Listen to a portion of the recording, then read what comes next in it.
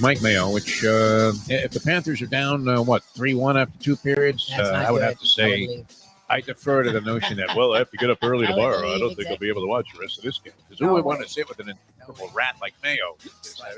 I had to take it all day yesterday on the radio show. I fired back with everything I had. I even said that the officiating was very fun. You rock up the reps and hockey. Favor the Capitals, like a joke of an argument. Yeah. That's great.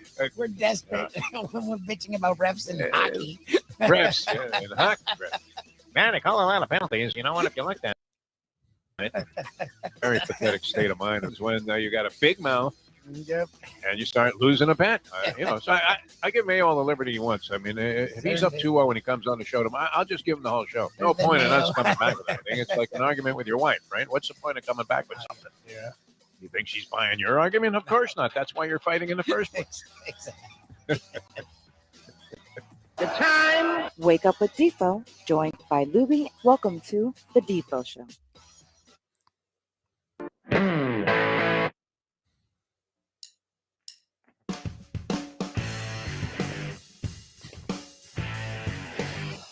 On a very pleasant Tuesday morning. Good morning, everybody. A little late to the party here. Glad to have you with us on Ion Channel, or so we think. I've had a lot of weird things happen. It's a Defo Show, by the way. Jeff Deforrest, that's Mike Lubitz. And Louie's been doing a little bit of troubleshooting over the last 20 minutes. And I was thinking, wow, of all the things that have happened to me in this business, this would certainly come as no surprise if it turned out to be the case. But fortunately, all of those thoughts and paranoid patterns that we were looking into were really unnecessary. It was much ado about nothing. Some kind of technical glitch kept us off the air. But I actually thought maybe they pulled a plug on the show. Did you not think that for a second? I mean, that was the first thing that hit me when we couldn't sign on. Yeah. So, and I've had that happen to me. Let's see. I've had it go both ways. I once pulled the plug on a show that I was on in the middle of the show, like actually while doing the show. And I remember I was being harassed by a program director at a station that it really wasn't worth taking that kind of harassment at this stage. The stage of my life I was at the time. This is years ago. And I remember I was doing a show at Toyota of Hollywood. I was on a bunch of different rinky-dink radio stations. And it was under the auspices of a general manager guy named Steve Lappa, who always, seemed like a decent guy. And yet, everything was sort of like half-assed. Like if he said we were going to be doing this, well, we were only going to be doing half of that. And the half that you were going to be doing was going to be on your end. So you were going to be responsible for whatever it was that you did, and he was going to be responsible for nothing. So anyway, it was always very favorable to me. And, he hired me a few times in my lifetime. And usually came out of total desperation that I would work for this guy. And it seemed like it had possibilities, always had possibilities. And one thing about you and I, Lubie, and I respect this about you, is that we will always try our best no matter what. It doesn't matter. I mean, we could be doing, midnight to 3 in the morning at Porky's out of Hialeah, but we're going to try and put on a show. That's kind of the way that we approach this whole thing. So it doesn't matter what organization you're with or whatever. But anyway, he had this program director whose last job before he became the program director, he was selling used cars. Yeah. And moved into the program director position because he was friends with a friend of the guy that owned the station, who was on a criminal escape himself. He was like going into different hotels. The owner of the station was staying in different hotels, never went to his home because he was dodging subpoenas because he had done something that was a bit unscrupulous when selling a previous radio station for a ton of cash. The guy had all the money in the world.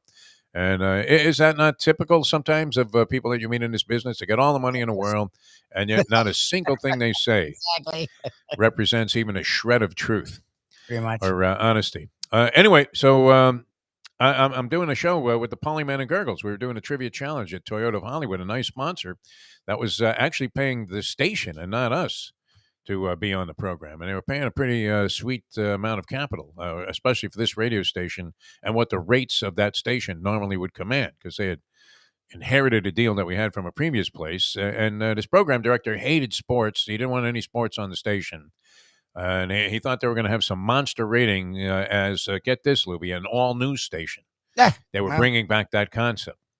They were going to do some kind of radical talk at first, and I was all excited about it. And then at the last minute, shifted gears and said, "You know what we're doing? We're going all news."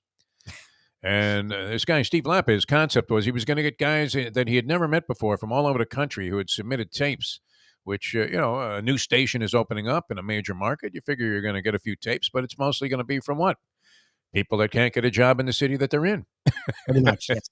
Or, maybe smaller places. It's possible you could discover some talent, but he was looking for old school, hardcore, all news, deep voices. That was going to be the whole theme of the station, that it was going to sound very authoritative, almost as if you were bringing back John Facenda from the grave. Anyway, the concept was an absolute abortion. It was never going to work, and we were actually having some success in the afternoon with our sports show.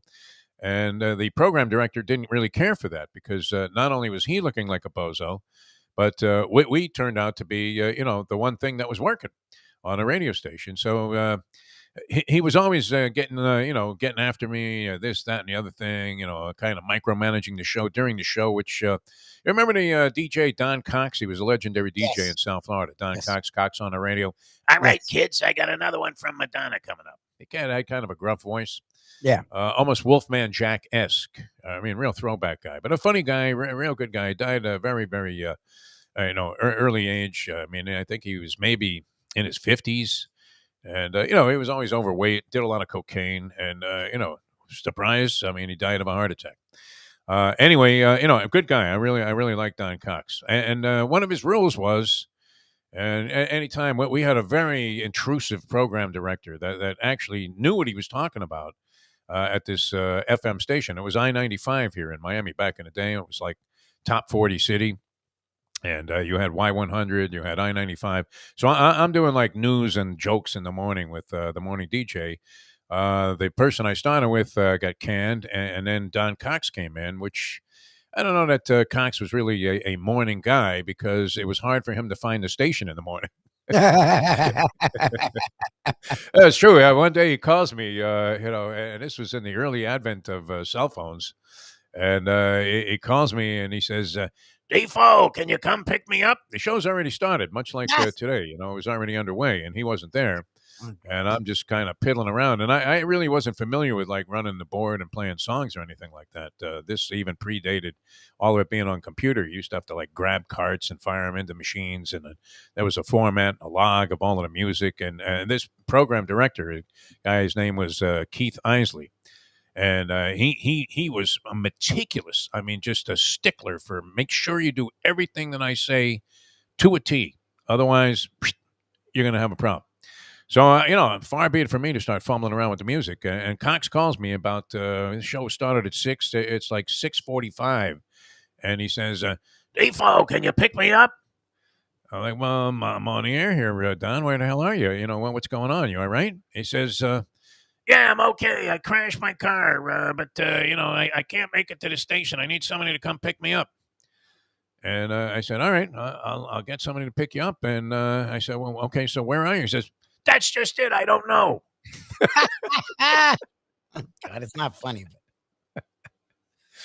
That was one time. I mean, you get into an aborted show, but he always told me this, Don Cox. He said, and the program director would come in sometimes. You would say something, maybe it wasn't the funniest stuff. Let's face it. Not everything that we say, Lubie, is going to be home run, archived by the Library of Congress and preserved as radio gold. Not sure. So his premise was don't freak the talent. Right? Like if and I've told you that, right? I mean, if you're involved in this sort of thing in management, unless something horrendous is going on that's going to cost the station a license, never during the course of a guy's performance should you come in and start getting all intense about. What if you keep doing this, you're not going to be on the air for long. It's fine. Just do it after the show. You're allowed to have after the show. Fire the guy. Do whatever you want, right? But, during the show, don't freak the talent. That was his premise. Fine. So. This guy and I his name is sort of circulating, but I can't pinpoint it. But it was some schmenky made-up radio name that he had. Like, always program directors with like 2 first names. Like Gary Bruce was a good guy. He hired me a long time ago. WIOD. You've had any number of program directors. Ken Charles, right? Well, there was another guy. He hired us. And 2 first names. What is it about that? I don't know. It's Program funny. directors, when they change their radio name, they go with two first names. Like Charlie Neal, like the second baseman there for the Dodgers for many, many years. Anyway, so this guy, in the middle of the show, he starts hounding me like he didn't care for what we were doing or whatever, which, the Trivia Challenge has been on the air for like 26, 27 years. Oh, yeah. It's been one of the most successful local radio products of all time in the sports genre. Very unique, and a lot of people have great respect for it. So, anyway, he calls me in the middle of the show, says if I don't start, talking about something else like the Chiefs or something. Really? And then, I mean, one of those kind of things, where he's telling you what to do. In the middle of the show, right? Oh, no. I got like Craig Zinn sitting on the, the owner of like 82 dealerships, one of the richest guys in South Florida. He's a sponsor of the show. He's sitting there with me on the air. This guy's telling me I better cut it out, man. I'm like, all right, your radio station that is generating $0.0. So I told him, I tell you what, I just had enough of it. And I don't know. I pulled a move. I don't know if you would do this, Lubie, but I've never I told the guy, I'll fix this right now. And I actually, I was on a remote there, Toyota Hollywood. Yeah. I pulled the plug out of the wall and I looked at the Polyman and Gurgles who were working with me. And I said, if this phone doesn't ring inside of the next 30 seconds, we're finished. That's one thing we always do is finish. We always deal with whatever is there, but you always finish. That's interesting. But I mean finished with the station because, I essentially had just shut down the show in the middle of the show. And sure enough, about 12 seconds later, it was the general manager, the guy that I knew, who had a little bit of an idea of what the hell was going on. And, I said, listen, I don't need this guy calling me during the show, telling me to change everything that I'm doing in the middle of something when the owner of the dealership is sitting there on a dais and I got to take this bullshit call. Right. So anyway, I said, I'm either, going to do what I'm doing and continue it or that's it. I mean, you see it. I'm holding up, like the plug. It's in my hand to the equipment. So we ended up working that out, and the guy never messed with me again. But that was one time, and I've had the plug pulled on me one time when remember the Mixter. We had some deal going with a radio station in California where and we're doing the same old jokes. And it turned out he had bought time. He had some company buy time on a station in California to promote some stock thing he was doing. And they bought time on a religious station. Oh, Jesus. And it was a highly religious station. And this guy's talking about like tits and ass and this and that, and making all kinds of crass jokes. And in the middle of the show, boom, they pulled the plug. Oh, wow. So we thought that might have happened this morning. People, apologize. I had a bunch of material here, but we're here. It's always a scramble, right? Where you're wondering, are we still part of this thing? I don't know. I don't know if they want us, but I know that they definitely wouldn't just do that. That's why I was like, no, they wouldn't do that here. It seemed like the kind of move. I mean, they wouldn't do that. This isn't like it's like we would not show up, right? No, we would do a show no matter as long as we would do a show until we say we're not, and they would have us until they say they're not. From what I know, they've both sides have been on the up and up this whole time, and we've enjoyed our time here. So, stop the mediation there on the air. Why did you think that was the case? You thought the same thing. Hey, did they pull the plug on this thing? I wondered because it was weird. It's under consideration. I wondered. All right, well, we're glad to be with you, and we did have a couple of things scheduled here, so we're going to get right to them. Brett Tesser, the agent to the Stars, is set to join us. Hialeah Park, wow. I mean, you talk about people that stick with you. I was just thinking about this, they have been with us since the inception of the Defo Lubie partnership. Yes. Since the very beginning, Frank Fiore. And that goes back like 12 years. That's loyalty. And every other project I've ever been involved in, they've always been like the first to say, hey, you know what, Def, we're in, man. And I couldn't respect that anymore because I have nothing but respect for this place. And you see the difference here. You know what's happened in a lot of, degenerate activity is it's become sort of corporate. Like banks, right? Remember when banks were personal? I mean, if you go back even further, you used to know like the operator when you made a phone call. You remember those days, Lubie? No, you weren't born then, right? Where you would call up and go, yeah, Betsy. No, I want to call my aunt. I know it's long distance. And then they would put you through.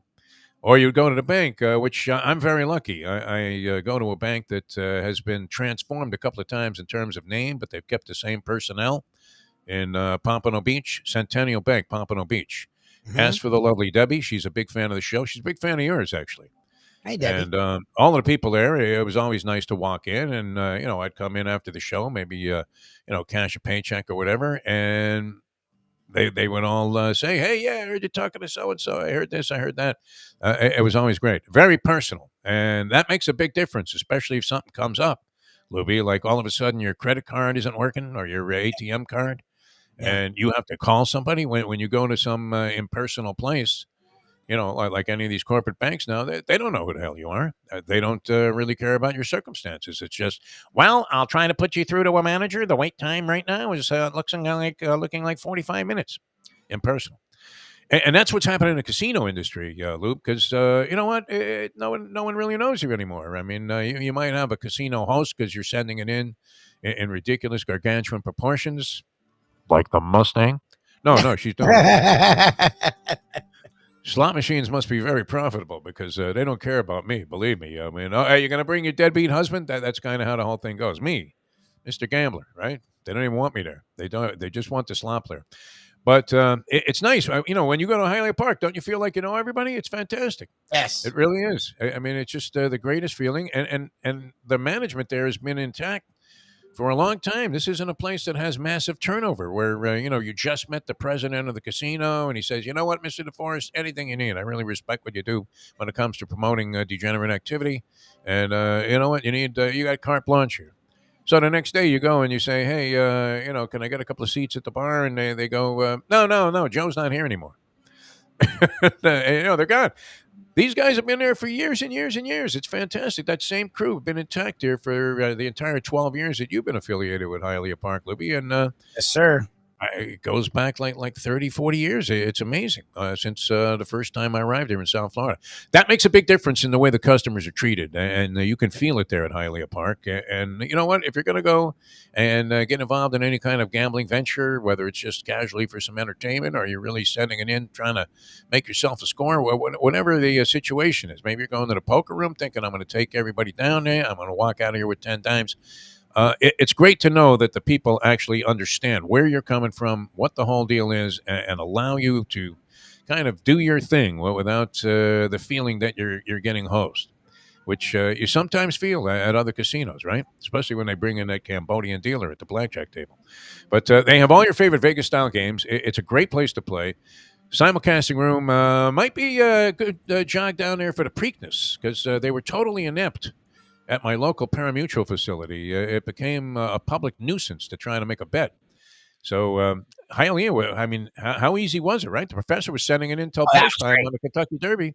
Yeah. I was just with my family last night. My grandson, the younger one, Christian, had his 4th birthday party. He was a little gassed, though, by the time, because he had like a party at school already. By the time he got to the parents and the relatives, he was pretty much out of steam. But, yeah, I mean... the people there, they were all talking about how wonderful it is, when you go to a casino and they actually give a flying one, about the customer, because it's so rare that happens anymore because they just don't care. And my friend, of course, sort of, I'm not sure exactly what the official relationship title would be, but Stan, who is the stepfather of my son's wife, so what would he be? Nothing.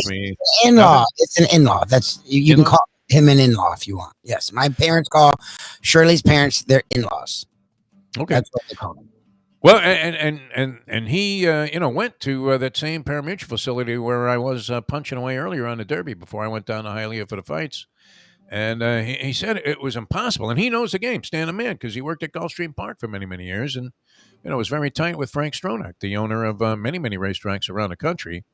And he said, you know what? They just don't know how to treat the horse player in a lot of these places. And yet, at Hialeah Park, if you're going to take the action, understand your customer. That's what Hialeah Park is all about. That's why they have great people in charge of all their various departments. And it was good seeing John Bernetti Jr., man, doing a fine job. Looking good, too, there at the fights the other night. Who's having a good time? I mean, guy gets to this point in life, you want to relax a little bit. There was always a lot of tension there when the horse racing thing was going on because of the way that Tallahassee was kind of, giving these guys the business, the old Ben Dre thing. So you'll love it. Hialeah Park. You'll feel the difference right away when you walk in there. And of course, Yes, when you sir. walk in, you're breathing in. Just inhale it. It's absolutely fantastic. We can't recommend it enough. And I think I'm going to jog down there for the Preakness because the Mustang loves it down there. It's beautiful, Hialeah Park. All right, coming back, Brett Tester, the agent of the Stars. He has some business that he got done at that rookie out of Miami, right? And also signed a guy, I think, with the Commanders. It's going to be hard to not say Redskins now going back, but I see the big W insignia over the picture that he posted on Facebook about this client that signed with the Yes, the Commanders. Commanders. Yeah. So we'll talk to Brett Tessler and see what's going on. He's a big hockey fan also. I'm sure he'll have some thoughts about the Panthers and the Lightning. And, wow, it's surprising. You know what? You think he's going to use his tickets? He's got 4 on the glass. You think Yes, he's using using them his tonight? tickets. You're the worst. You make fun of me, but I at least try to be somewhat subtle. He's not even on yet. I'm honest. That's all. You're Straight honest. up honest. Yeah. You're definitely honest. All right. Well, I'm glad we didn't have to pull a plug on the show because Yeah. that would have been a disaster, Thanks, right? Getting up, Jack. I actually, Jack just I texted got me a now. haircut He's and like, everything for this thing. yeah, you look good. And I'm about to get a haircut today. Jack just texted me now. I was like, what's going on? I was like, well, we tried to get on and it wasn't working. He's like, really? I was like, yeah. I was like, we were worried for a second. But I signed out. I thought he had pulled one of those things, like I did when, what was that, WFTL? I mean, real schmeck radio station. Well, All right, coming back with the agent of the Stars, Brett Tessler, and later on, Shawn Devony. I think you really like this guy. I don't know if he's been on our He's been here. Ion Channel show yet, but Yeah, he's been on our Believe podcast. Okay, yeah, very He's good. Solid basketball analyst. Lubie, you haven't even gotten into your anxiety about your Miami Heat yet. I'm trying to not get there just yet. I have a All whole right. 2 weeks. Yeah, I mean, this wow. I mean, you talk about even Steven. I think they split the regular season, and I made a few notes here. Believe it or not, Lubie, you'll find this surprising. Yeah. 3-3 in the regular season. The last game, the Heat won, and that was kind of a meaningful one. I don't remember if Boston. I can't recall that they were compromised in any way or didn't have any of their star players, but the Heat handled them pretty well late in the season, a regular season game. And wasn't that when it was still to be contested as to who was going to be the number 1 seed? Yes. Which- That was a big deal. That was a huge game. Clearly has some benefits. Like ass. They were playing really bad. They went to play Boston, who was really hot. No one was beating Boston. And that's when they woke up. And then from that point on, they played really well. All right, when Boston started the season very slowly and then finished up just 2 games behind the Heat in the regular season. So they actually from, I guess, I don't know, before the All-Star break, right? Because the All-Star break comes with like 4 games left in the regular season for some reason in the NBA. Exactly. So somewhere around the midway point or just before that, from that point on, Boston was the best team in the East, with the Heat playing some excellent basketball during that stretch. Looks to me like a coin flip, does it not, Lubie? I mean, I know you would like to think that the Heat would win, but I mean, would it come as any big surprise? If I'm not mistaken, and this would be really odd, the Heat are favored by 1.5 tonight. And I think I saw, or somehow, how is Boston favored for the series? Is that possible? They're favored for the series. Yeah, just remember, you get, 2 to 3, or is that football? I don't know what you get at home, but 1.5 really isn't a big home advantage. So, yeah, I mean, people don't know the Heat. Today, the Heat start 2 guys that are undrafted. Like, start them, So, I mean, and this Celtics core has been together for years now. They've been to like 4 Eastern Conference Finals, this core. Right. So people see that and they're like, oh, the Celtics, of course. It's like, not really. Well, both teams, play very well together from a team chemistry standpoint. Yeah. And the Heat, clearly, I mean, they can bring a zillion guys in off the bench, but maybe that's become a little bit of a problem for them because they're not getting the full mileage out of each individual guy, including the strange disappearing act with Spo and Duncan Robinson. Now, does he come back and play a role in this series? That'll be an interesting proposition. Grant Long, who was on our podcast, our Believe podcast, actually suggested there must be something else in play there. Yeah, I don't know. But I can't picture that. Duncan Robinson is just like a true blue Heat culture, He just didn't fit. He just didn't fit. I mean, he couldn't be any more humble about things. Plus, he's making $50 million, so what does he care? Yeah, there's not an issue, and I love Grant. And Grant's from the outside, and a lot of time that would be the issue. That's not the issue here. I mean, Duncan Robinson's happy. He got his money. The Heat love him. He loves the Heat. It's just Strus does everything he does and more. Yeah. So that's really the only spot for Robinson, and everyone else has a role. There's no room for him. Remember, when you were a chucker and every now and then some guy would get pissed off that you were taking all these shots and say, well, why don't you get inside and grab a rebound? Just one, Deforrest. Mm-hmm. And then, do the obligatory thing, usually get blocked out, end up making a fool of yourself and, end up on the deck. All right, Brett Tesser, the agent to the stars, coming up here on Ion Channel in just a moment. Now that. The time. It's 7:44. Tony Segreto here. Let me ask you a question. What do you look for when you go out to eat? Good food, obviously, friendly atmosphere, not too loud, but good energy, reasonable prices, and a place where you feel comfortable. You're talking about the Texas Roadhouse. Good for a family, good for a date, or just a night out for yourself, and prices that will make you extremely happy. Their ribs unmatched. Steaks hand-cut every day. Everything, and I mean everything, is made on site, including their incredible bread. Trust me when I tell you, Texas Roadhouse, your restaurant, your destination when you say, where should we go and eat tonight? From the newly renovated sports bar to the beautiful bayside views captured at the Tiki Bar, Jimmy Johnson's Big Chill has it all. Located at mile marker 104, the Big Chill also offers waterfront dining while experiencing breathtaking sunset views of the Florida Keys. It's simply the hottest spot in the Keys to cool off.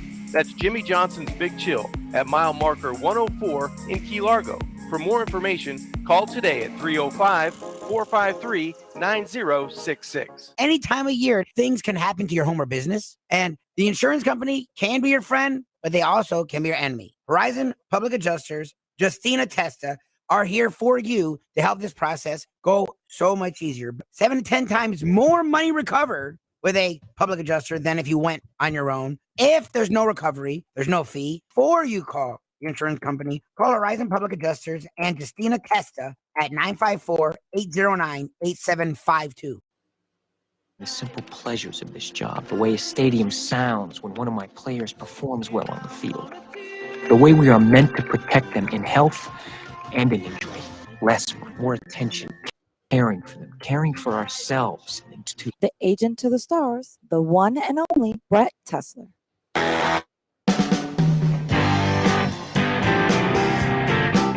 Welcome back to the show, the Defo Show, and good to be with you. Sorry about the late start here, and a little late getting to this gentleman who joins us every Tuesday and has for a long, long time, and always appreciate having him on the show. Jeff Deforrest with Mike Lubitz, and we welcome to the program the agent to the stars, the one and only Mr. Brett Tesser. Brett, how are you, my friend? I didn't realize, I heard a little coughing in the background last week when you were on the show, and I thought maybe you swallowed something, went down the wrong chute. That's happened to me on the air. It's always real tough to keep it going. And, me, I would signal through the glass to Lubie like a maniac. Let's say something. But I didn't realize you were under the weather. How are you feeling? Are you okay? Yeah, I think maybe just a little rundown from the draft, and then the family ended up getting it. First my wife, and then our daughter, and so I knew it was only a matter of time. And so fortunately, I was able to get through it, and here we are. Good. All right, so you're feeling well. I mean, are you well enough to take this next question? Are you using your tickets tonight for the hockey game? That was quick. Hell yeah, buddy. Looking very forward to it. I mean, who's going with you? Wild? Is Wild going with his wife? He has a family. The whole family's going. Well, during the playoffs, when these tickets are actually highly in demand, you don't give them away. I bring a lot of friends throughout the course of the 41 home games during the regular season. Lonnie and I come a lot with the kids. And there's other nights where we'll, take another couple. And then there's some occasions where we'll just give them away to some friends. But no, this time of the year, these things are valuable. And so tonight, unfortunately, my kids cannot come because they have tests in school. So Lonnie and I are going, and I was able to sell the other two. Wait a minute, man. You know what? How much money must have made? Tests in school, and that's gonna overrule the idea of going to a hockey playoff game. Come on, Brett. I mean, you're a sports guy. Don't you have to give him a pass on this one? Yeah, unfortunately, I didn't have a lot of say on this matter. This was all Lonnie, so that's a fight that I don't care say Tesla for sure do to it. get into. Yeah, for Wow. sure. I would have found a way, definitely. All right. And I made this proposition with a World Series ticket in '97. I had some season tickets, very much like you. I mean, they were in like a perfect spot. And so we were right behind home plate for Game 7 of the World Series. And my son, Jesse, 97, he would have been 14 at the time. And I've told the story many times. I offered him the chance to either scalp the tickets and keep the money himself, or we could go to the game. I had 2 seats. And I'm thinking, you know what? I mean, in '97, maybe you could have got a couple of dimes for the 2 seats. Literally, we're absolutely premium. If Gaylord Perry was pitching, spit would have flown off the ball and hit you in the face. That's how close they were to the action. Game 7, '97 World Series. And he surprised me a little bit, being in the Deforrest family, and he opted to go to the game. And I have to say, Brent, that years later, I mean, here we are, this would be 25 years later. I'm glad we did that. I really am, because the money would have perished by now and obviously been spent, no doubt, on slow horses and or divorces. And, he and I have a memory that we will never forget. So did you offer your kids a chance, if they were able to go? Would you have offered them a chance to scalp the tickets? Because these have to be what? I mean, what are those seats on the glass worth for a game like tonight? Do you know? Well, the unfortunate thing is, number one, I think the market would have been a lot better if it was Toronto instead of Tampa. Because Maybe. the fans from Tampa can easily drive down, but they're hockeyed out. You know what I mean? Like, they've seen their team win 2 Stanley Cups in a row. Their team will be right back there in a few days. So I don't understand, what the, super high demand would be to come down. I think they would do it if it was affordable and because it's convenient, but fans from Toronto are much different. They have a ton of money. Oh, they're crazy. And my tickets in Toronto during a regular season game would probably be a couple grand a piece. Oh, jeez. People don't realize the seats the furthest in Toronto, because it's so corporate up there and the Maple Leafs are everything. The worst seat in the house, in the rafter, the last row in the upper deck, probably is a $300-400 seat in Toronto in the regular season. So that's crazy.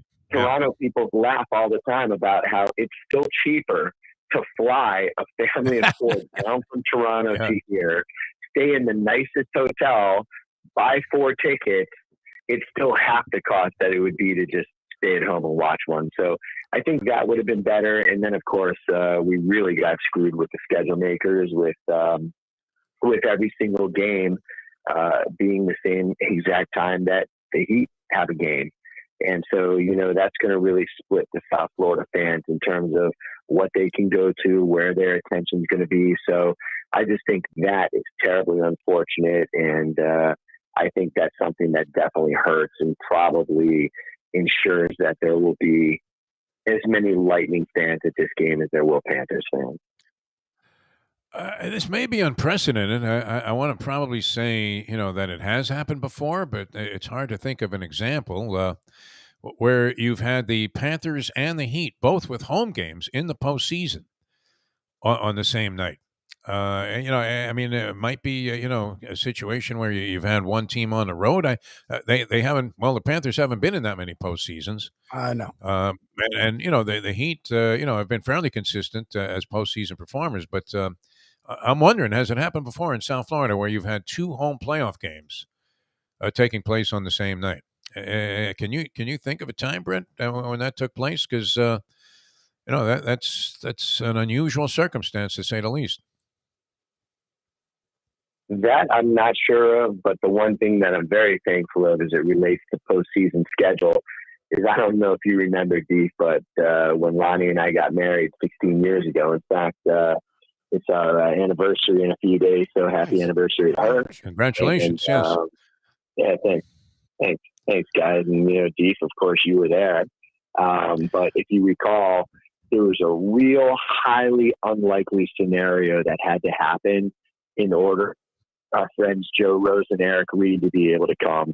Like it was really, really unlikely, and somehow, some way it happened. And so, thankful they were able to be there with you, and you guys sat at that table together, and it was a lot of fun. And it's just one of those things where it was like a 1 in a million chance, and fortunately it worked out. But as far as this deal here, the Panthers are really just trying to gain traction here in South Florida. It's always been a great sport. It's just one of those things that because they failed for so many years and the organization was just absolutely putrid from the top down, now you've got great ownership, you've got incredible executives, people in the front office, great president, great general manager, and now you've got a great roster. So, I mean, we have, the winningest team in the league here. And so it's one of those things where I feel like the more people are exposed to it, the more they're going to get on the bandwagon like we did, 8 years ago, and the more they're going to fall in love with it and, maybe become long-term fans.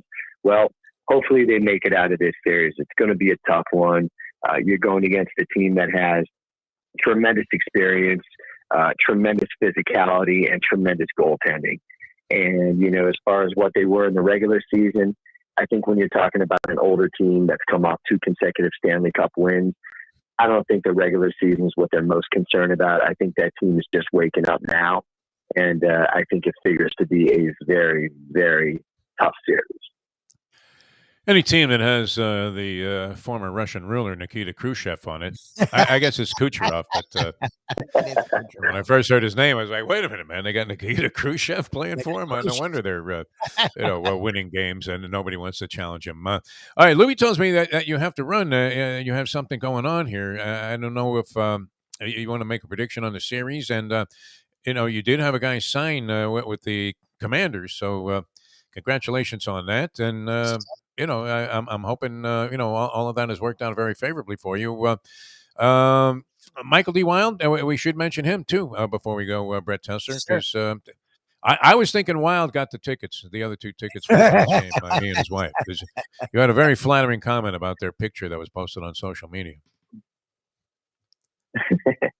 Well, the thing about Wild, as successful as he is, he's a little tight with the wallet, so I don't think he's going to go and buy him on his own. And like I told you, I think I probably took him to 2 or 3 games during the regular season. So that's where it ends for him. But where it begins for everybody else out there who needs to get their estate plans, you reach out to Michael Wild at southfloridawills.com, because there is simply not a better estate planning attorney down here in South Florida. And this is something that Defo knows firsthand from his experiences. I know firsthand in terms of how he's helped my family. And then, of course, most of my South Florida clients who've had the opportunity to work with him, they know firsthand as well. So reach out to Michael Wild, southfloridawills.com. Get this stuff taken care of. Way too important not to. Absolutely the truth. I'm still dealing with it. And Michael Wild still on the case here a year after my mom's passing. And you don't want things to get complicated when it comes to money, especially like in the inheritance game. And there can be a lot of red tape. So you need a guy like Michael D. Wild. Brett, always a pleasure. Have fun at the game. We're a little envious here. You're going to be banging on the glass tonight? Will we see you and Lonnie banging on the glass tonight in the corner there? Yeah, I tend to get a few text messages during the game. Friends are asking me, like, hey, are you wearing, black top? Like, yeah, is that you? Yeah. So yeah, we will be there, and I just hope the Panthers win. They're just, it's been a great season. Let's hope they keep it going. Yes, sir. Do you want to buy one of the? I have 999 of these left. One of my Dennis Schvidtke jerseys to wear to the game tonight, because I was convinced by the general manager at the time that he was going to be a big star, so I bought like 1,000 Schvidtke jerseys to sell. And aside from the one that I threw in the trash after the last Panther loss to the Lightning last year in the playoffs, that's it. I have most of them left. But if you want one, I'll stop by your place and drop one off. Thanks, Brent. Always a pleasure, my friend. Have fun at the game, man. We're very, very jealous of that circumstance. You're going to be there tonight. Should be great. Talk to you later, Testament. All right, guys. Take care. All right. Thanks a lot. You're the only one that's ever heard that name. I've never heard that name. It's my favorite. Dennis Schvidtke? I never heard that name. Schvidtke. I want to say that Schvidtke was a somewhat highly placed first-round pick of the Panthers one year, Dennis Schvidtke. Said that Because name. there were a series of years there for a long time, and they just completely, if you look back on Panther history and you try to figure out, what happened, why they had this long drought of, never getting out of the first round of the playoffs, but more importantly, hardly ever making the playoffs. I don't remember that many postseasons, Lubie, do you? They made it like Seems 4 like they're times. mathematical elimination. I mean, this franchise has been around for, since 93? Is that the first year of the franchise? 96, 97 was the third year. So Yeah. 95, 94, 93. Okay. So That you're was- talking about 29 years, almost 30 years. How many playoffs have they even been to? 5 or 6? 5. Yeah, they went to that year. They went, I think, the next year with Bury, where they faced Gretzky with the Rangers.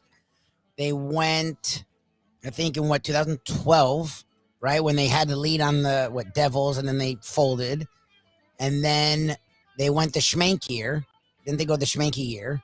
The year that it was like the senior. Well, there was one year. I mean, we went. Did we go to Game 7? We glommed some freebie tickets off somebody. I would say I went early. Weren't we sitting on the back wall, way up there in the Yes. rafters for games? That was against the Devils.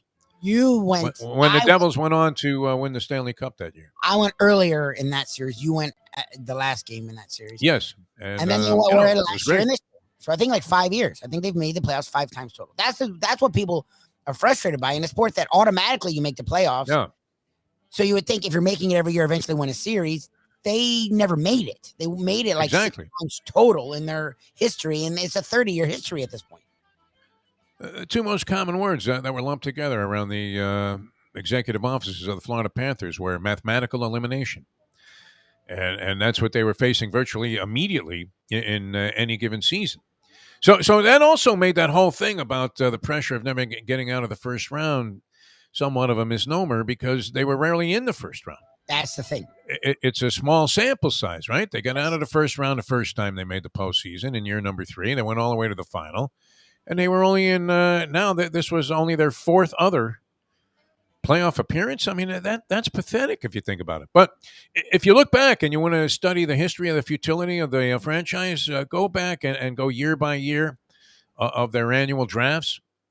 And there were years where they got like nothing. I mean, like zero. Yeah, they're not even not one legit NHL player. That's the thing. And when they did get guys that ended up being good NHL players, they were drafted by the Panthers and let go after what appeared to be a very failed attempt to become a professional, and then they would go somewhere else and obviously take off and shine. So they had that in common with the Dolphins. The Dolphins too. If you look at their draft history, there's a period in there like from towards the end of the Shula era through like all of these bozoic coaches that they've hired and general managers where they got nothing. I mean, like zero out of these various drafts, except guys that they would eventually trade away that became good players with other teams. So should be wild tonight. All right, we're going to talk some buckets. You're very reluctant to render any kind of opinion here. No, I lean Heat. About the Celtics and the Miami Heat, Mr. Heat. I lean Heat. I mean, holy Ronnie Cycli, what's wrong with you? Rarely do we have to admonish you for holding your tongue, Mike Lubitz, especially when it comes to your psychotic fandom and following of local teams. So, and the Heat, it would have to be your team. Yeah, I know you get into the Panthers a little bit, but you're dominant. You're very Heat dominant in your conversations here on the show. They've been good. I feel that he should win the series. I mean, the home court for them is huge, and the same thing with the Celtics. But do I want to see a Game 7? And would I put all my money in the world on the Heat in a Game 7? No. The Celtics have played really well, and they should not have beaten the Bucks. Even without Middleton, the Bucks felt like should have won that series. And the Celtics had their backs against the wall a couple times where it really felt like that series was done. And then they went on to win at Milwaukee and at Boston in dominant fashion. So I was like, oh, shit. So I don't take anything away from the Celtics for having to go 7 games against Milwaukee, do you? I mean, you can't possibly. In fact, the idea that they not only won 7 games, but rebounded from 3-2 down, won in Milwaukee, and then came back and pounded the Milwaukee Bucks in the finale and made it a no contest. was somewhat convincing because, as they say, the Bucks were no easy out, Lubie. They were no easy out. This wasn't Joey Gallo early in the season, striking out on pitches right down the middle of the plate, thrown up there at 92 miles an hour, which for a Major League Baseball player looks like a watermelon coming up there. And all you're hearing is, hey, hey, hey. Although supposedly he's straightening out, huh? Yankees, on a roll. And I was talking to Mr. Met yesterday. I had to call him because the Mets are doing so well. Yeah. To see at what point does he anticipate the Mets' complete collapse. Jessica Blaylock was implying yesterday on the show that the Marlins were in there with some kind of a shot. Are they? I don't know. Well, and that's what's funny is the They Mets won have again run last away. night. The So Mets that have was run good. away, but the rest of the remember, there's like 12 wild card spots now. So Yeah. they're right in it with Philadelphia and the Braves, and that's it. That's the one thing when you have really good pitching is you can hope to see the growth. If your pitching sucks, no matter what your bats are doing, at some point you can see the cliff. Like last night, Alcantara was freaking insane. Like the dude was hitting 100 like in the sixth. Yeah, Pablo's had some good starts. And he's been great. Well, he's leading the league in ERA. And he's not even supposed to be one of their main dudes. Mayer is doing so well in the freaking AAA that Mish every week is like, so when are we bringing him up? When are they bringing him up? Like he's been in, and they just drafted him last year. So I wish Mish was running the team. I wish Mish. That's something that you don't find yourself saying very often. I wish Mish was running the team if he sees these prospects. Right. Yeah, he's been pretty right. I mean, on all these guys. What happened to Sixto, man? Is he finished? He's just still hurt. El Finito? What's going on with him? Yeah, I don't know what's going on with him. Same thing with Cabrera, who was supposed to be even better than Sixto. But they have a lot of depth when it comes to pitching, and they're hanging around. And the rest of the division is right there with them. They're like a game back of the Phillies or something. It's the Mets that have sort of run out. But again, like you said, it's the Mets. So, like you wait for it to collapse. Mayo was suggesting that I should have had priority for the Mike Mayo, the Gambler Gourmet. Priority with Tesler for the tickets, having done these shows with him for, longer than I've even known you, Mike Lubitz. It's going on like 15, 16 years. That's a long time, to work with a guy. And, always a great admirer of what he's accomplished. I remember he started out, Trent Gamble was his only client. He was living in, some, small townhouse. He might have even been renting that. And now he's got like mansions in several different states. I mean, you can't fault what the guy's done. And he did it all on his own. I mean, it wasn't like, this guy was handed, a free ticket to ride. And think about this now. I do look at this because you'll see a guy sign for like $31 million guaranteed, like this defensive back that just signed. Yeah. And so, you're looking at that and the guy's getting 3% of that. It's like, wow, he put his signature on a page there and the agent's making $1 million. Nice business if you can pull it off. But it started very humbly for this guy. It really did. It doesn't start that way. And I'm sure it takes some time to get there. I'm sure Gamble was making the minimum. So, at that time it was like $400,000. So what's this guy making? $12,000 a year? Exactly. Walking around with this client. And then Damian McIntosh, was that the offensive lineman's name that ended up signing with Kansas City? Big fat contract. I don't know. That was his first big guy, Brett Tesler, where Damian McIntosh, I remember I was talking to him that day. I forget, we might have been playing tennis or something. And, he said, I have to go, I'm meeting Damian McIntosh, talk to him about signing with me. I guess he had just fired his agent. And Brett signed him. And then the next thing you know, he got a giant offer there at the time from the Kansas City Chiefs. Then he got in the jackpot there, which I guess was resolved, the domestic thing. And, I don't mean to minimize that. I don't know. But it seemed like it was resolved, in a amicable and favorable fashion as a misunderstanding more so than any kind of, serious abusing behavior on his part. And he seemed like a really good guy. But remember, Brett was always on the news then during that period of time because that was a big story down here when Damian McIntosh, I believe, actually was arrested and had to go to court a couple of times. And there was Brett on the steps, and, trying to explain like any attorney, right? I don't think my guy did it, man. The facts are going to prove it out. So, he was in that role for a while, and we used to see him on TV all the time. All right, coming back with more. But Mayo says he should have offered me the tickets. Yeah, but and that I probably would have turned around and scalped him. Exactly. So that's why he obviously wouldn't offer you the tickets. Can you imagine doing that? That would be a classic, man. I would not put that past any of my friends, though, Lubie. I was going to say. And it would be a move I would have to respect. I really would. It is, and that's why he would. If he's going to just give it to you for you to scalp it, why wouldn't he just scalp it? But how great is that, right? You're expecting in a Mustang and me to sit show next up, to someone and and you're looking around, and it's like two strangers. And, Tesla looks over and says, well, no, those are my seats, man. My friends are coming. I go, oh, no. I just saw them outside there. I gave them $2,000 for the seats. It's not even like you gave it to another friend because you had an emergency. You literally stood outside the arena and scalped them. Scalped them, yeah. Got two. I'm out there. You're just hoping you're in a different parking lot than Tesla at that point. Oh, my God. Great suggestion by Mayo, though. I mean, this man is back on his game after. I don't think it was a suggestion. I think he was deriding you, saying that's what you would have done. So it makes sense that Tesla didn't. I don't consider that unflattering at all. I consider that genius. Like I said, if somebody did it with me, I would say, good for you. You got me, man. Good for you. I hope you're winning at the track, you bastard. Oh, God. Yeah, exactly. But it would only be best if it happened after you begged the guy for the tickets. Like, we've been friends forever, man. Look at all the things. Of course. Right? People around town recognize, people in the league recognize Brett Tesser as the agent to the stars. Come on, man. The Dolphins would call and go, is this the agent to the stars? I want to sign your client. Yes. I know it's going to take a lot because you are, after all, the agent to the stars. Exactly.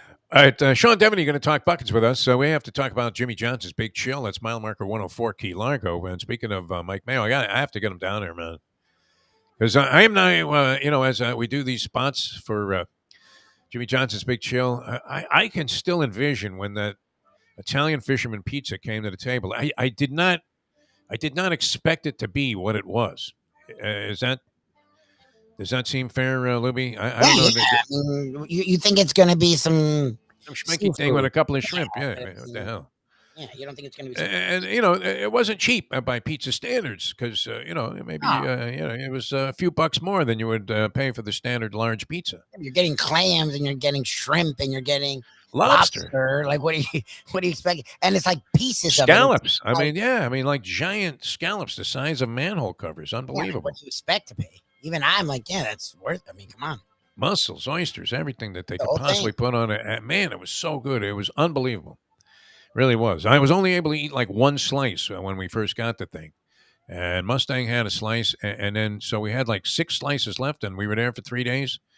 And I was eating like a couple of those a day, man. And that's all I needed. It was unbelievable. And it was almost as good. I mean, not quite as good, but almost as good.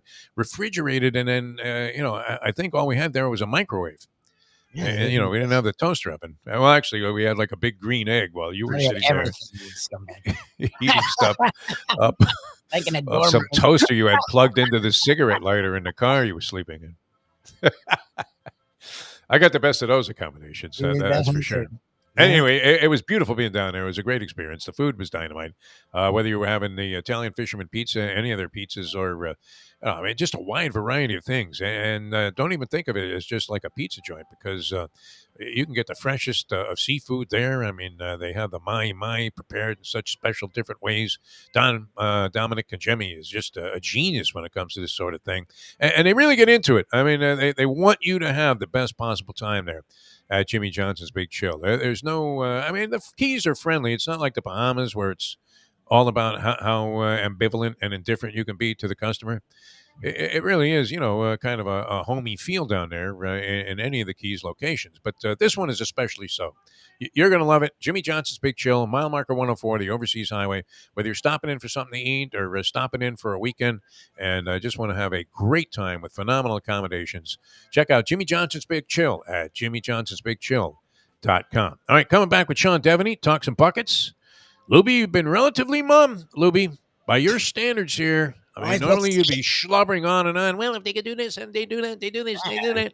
Turnover is going to be a key. Turnovers. You haven't mentioned turnovers yet. I'm just looking for consistency, and we haven't seen that yet. And that's my fear is when they go on. The Celtics have played the same on the road and at home. It took the Heat till Game 6 to finally wake up in that series and play well on the road. And if that's the case, they're going to struggle with the Celtics. That's my big fear. I know he threw in that one stinkeroo there, Jason Tatum. Against the Milwaukee Bucks, that had to be Game 5, right, where he had a horrible shooting percentage, and it was Brick City, and then bounced back. But of the times that I've watched the Celtics this year, which I would say I've seen the Celtics, and of course Celtic highlights, but just tuning into a game, Tatum has been unlike the direct opposite, antithesis of my Kyle Korver theory. And for a long time, Chris Middleton, where I never saw these excellent 50% three-point shooters make a shot. Yeah. Like anytime I tuned in, it was one brick after another, whether it was the corner, top of the key, the other corner, from the wing. Here's Korver, and perfect form, the way he hoisted the ball. It wasn't Ray Allen, but, for his type of shot, which was sort of a weird one with the both arms up in the air there. Yeah. It would look good all the way until it bloop, kind of flipped, hit both rims, and then bounced out, right? And there's Antetokounmpo to crush the rebound. Yeah. But Tatum has looked great almost every time that I've seen him. Surprisingly so. With these twisting moves to the basket, hitting three-point shots, doing all of the right things. They said he couldn't coexist with Jaylen Brown. That was one of the things that was being written and talked about with regard to the Celtics in the early part of the season. Like maybe they would have to move. They weren't going to trade Tatum, so maybe move Jaylen Brown, right? Excellent player, right? I mean, if Tatum isn't on his game, you have that guy. Yes. And then any number of others, including who's this little guy that comes in there and doesn't even look like he should be anything more than a ball boy for Red Auerbach Celtics. Pritchard, yeah.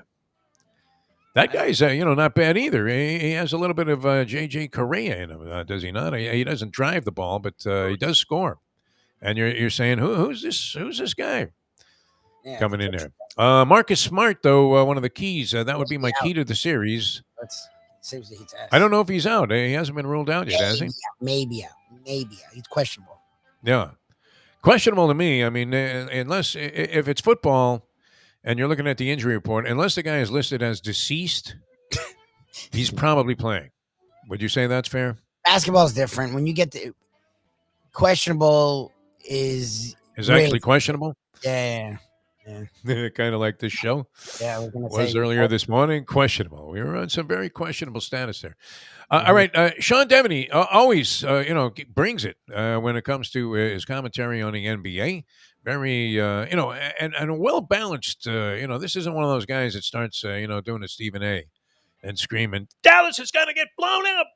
I'm telling you." The other guy on the set there, Kendrick Perkins, goes, blown out. And then his hair starts, flying off of his head. He's throwing things at the camera, insisting that Dallas would be blown out by the Phoenix Suns, which goes the other way. You would have thought that was more likely than what happened. That's for sure. But, what would you have wanted to look like a complete fool? No. The fate of all mankind, my friends, I fear, is in the hands of fools. King Crimson, first album, unbelievable. Philosophically, one of the most, were they just stoned at the time and they came up with a bunch of things that turned out to be true and prophetic? 100%. If you look at the picture on the album cover, you know that whoever drew that was doing some hallucinogenics, that's for sure. All right, we're coming back with more. I don't know. Lubie seems to be hallucinating over this Heat series. I've never seen you like this, Lubie, on any show that we've ever done, where you weren't resigned. I don't know. I think engaging. Yes. I always think the Heat were like versus the Bucks. I had a strategy versus. I don't have one versus Celtics because they're very much like the Heat. You can't just shut down one dude. Like, I don't think their bench is that good, and I think if you can get to the bench, the Heat should rock them. But that hasn't worked yet. Like the Celtics, like Tatum or Brown is going to have a good game. So then it doesn't really leave to the bench. And then the Grant Williams guy, I don't know where the fuck he came from. So I'm sort of just like quietly waiting to see what the hell game one is. And then I probably have a better feeling. All right, we'll see what transpires. That's happening later on the night, 8:30. That follows the draft lottery, one of my favorite events. God rest it is possibly the worst television show that has ever been produced, conceived. In the history of the medium, the NBA draft lottery show, and now everybody does it, right? Like baseball does a draft lottery. Oh, look at that! The Mariners, they got number one. Okay. Like anyone gives a flying one about that. No. And the hockey draft, they're putting that on TV now where they had that. I guess the Canadians got the number one pick, the Montreal Canadiens. But anyway, and for me, it was always great because, it was Elgin Baylor sitting there as the general manager of the San Diego Clippers at the time. And routinely, year after year, even though they had like 800 ping pong balls to one for the other remaining team that was in the bin, boom, there it was. They would get hosed and end up with the number 2 pick. Yep. And it would be the difference of, some monster versus, maybe Neil Watt.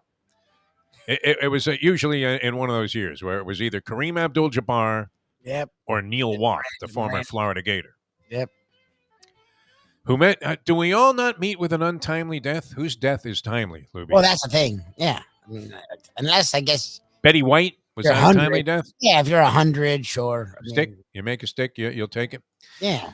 The other thing about the series, and I don't know if you want to run this by Shawn Devony, because unfortunately this theory went out the window. And I remember when you ran it by Ron Rothstein, I don't know that you were going to mention it to him, but I certainly wasn't afraid to go ahead and try to embarrass you with this, about your reverse triangle and 2 defense on That Giannis, was Giannis. Yeah, that was Giannis.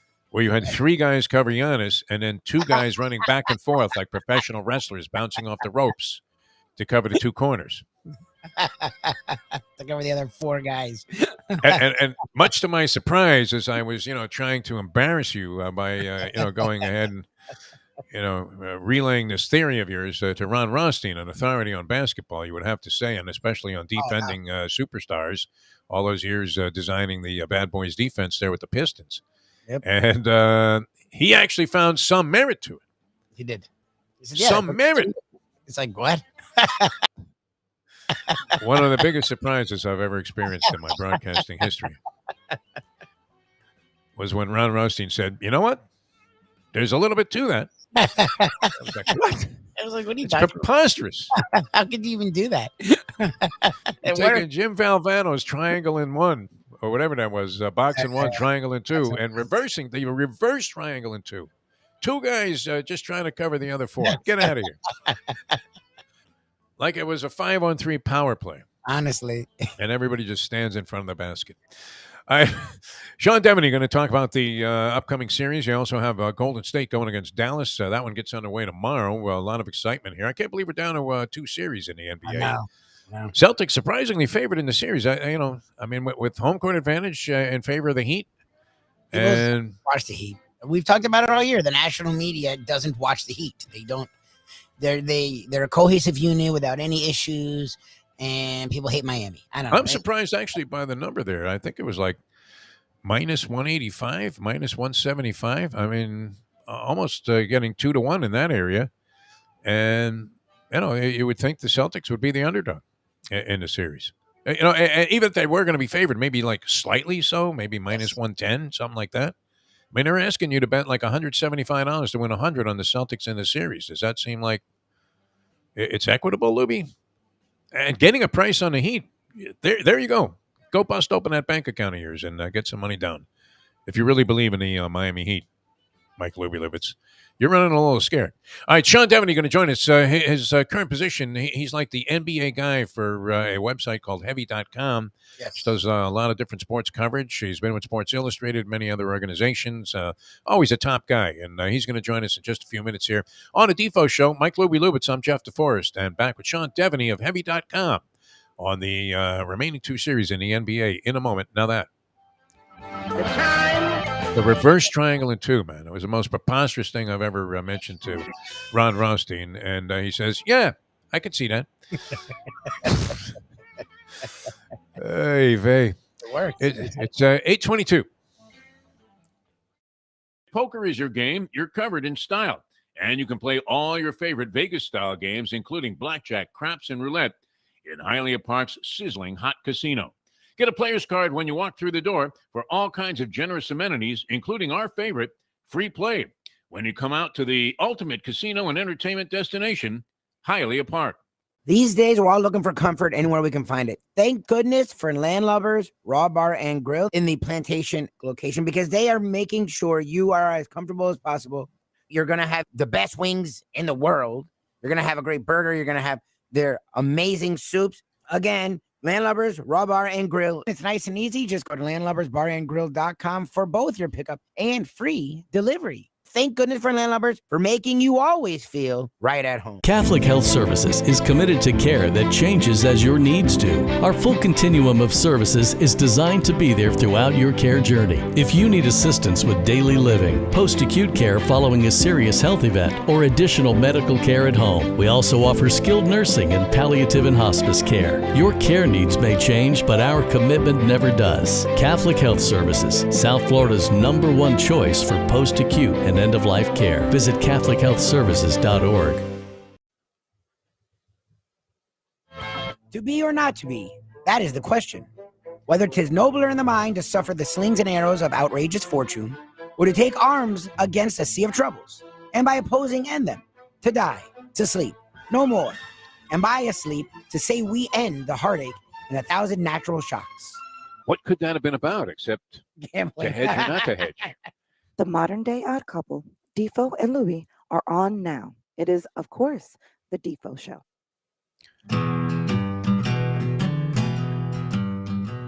Our investigation will show that Shakespeare was a degenerate.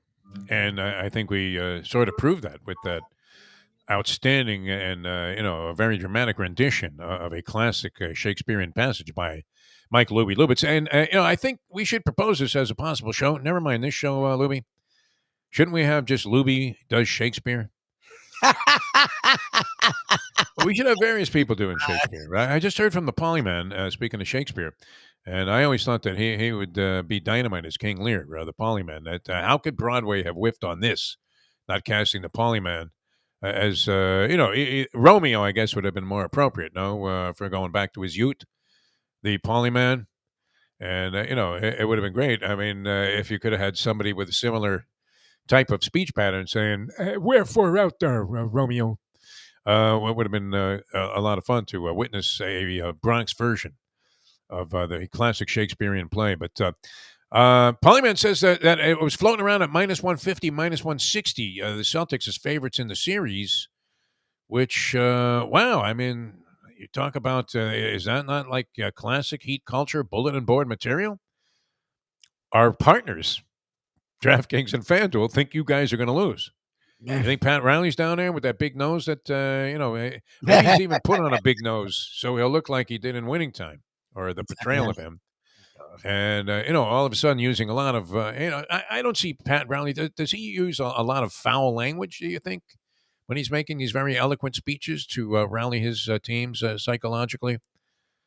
No, he's very subtle, is he not? I mean, extremely eloquent. Speaking of Shakespearean, he'd be more likely to quote Shakespeare than Joe Pesci. Yes. He's, he thinks very dramatic, poetic things from what we've heard. So I would presume he wouldn't do any less with his teams. Starts way out there in some esoteric premise and then somehow reels it in to the point where you realize, you know what?